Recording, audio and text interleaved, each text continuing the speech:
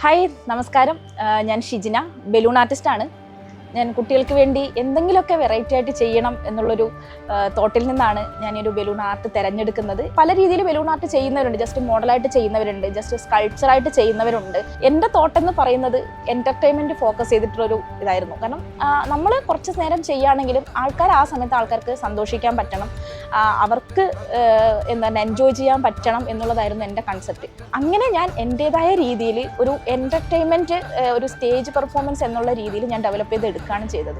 ഇപ്പം S an artist എന്നുള്ള രീതിയിൽ ഈ ഒരു ആർട്ട് ഫോം മുന്നോട്ടേക്ക് കൊണ്ടുപോകുന്ന സമയത്ത് എനിക്ക് വരുന്ന ഏറ്റവും വലിയൊരു ബുദ്ധിമുട്ടെന്ന് പറയുന്നത് നമ്മുടെ ബലൂൺ തന്നെയാണ്. കാരണം ഈ ഒരു ആർട്ട് ഫോമിന് ഒരു മോഡലിംഗ് ബലൂൺ എന്ന് പറയുന്നൊരു ടൈപ്പ് ബലൂൺസാണ് ഞാൻ യൂസ് ചെയ്യുന്നത്. അപ്പോൾ അത് നമുക്കിവിടെ അവൈലബിൾ അല്ല, ക്വാളിറ്റീസ് ബലൂൺസ് അവൈലബിൾ അല്ല. അപ്പം ഞാൻ ഇമ്പോർട്ട് ചെയ്തിട്ട് എടുക്കുകയാണ് ചെയ്യുന്നത്. നമുക്കിപ്പം നോർമലി നമ്മൾ ഒരുപാട് ബലൂണുകൾ കണ്ടിട്ടുണ്ടാവും. നമുക്ക് അത് വെച്ചിട്ടും നമുക്ക് രൂപങ്ങൾ ഉണ്ടാക്കാൻ വേണ്ടി പറ്റും, സാധാരണ നമ്മുടെ കടകളിൽ നിന്ന് വാങ്ങിക്കുന്ന ബലൂൺ വെച്ചിട്ട്.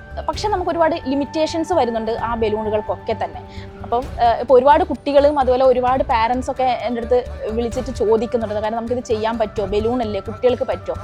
ഒന്നും നോക്കണ്ട, ആർക്ക് വേണേലും ചെയ്യാൻ പറ്റുന്നൊരു ആർട്ട് ഫോം മാത്രമാണ്, പ്രാക്ടീസ് മാത്രമാണ് ഇതിലുള്ളത്.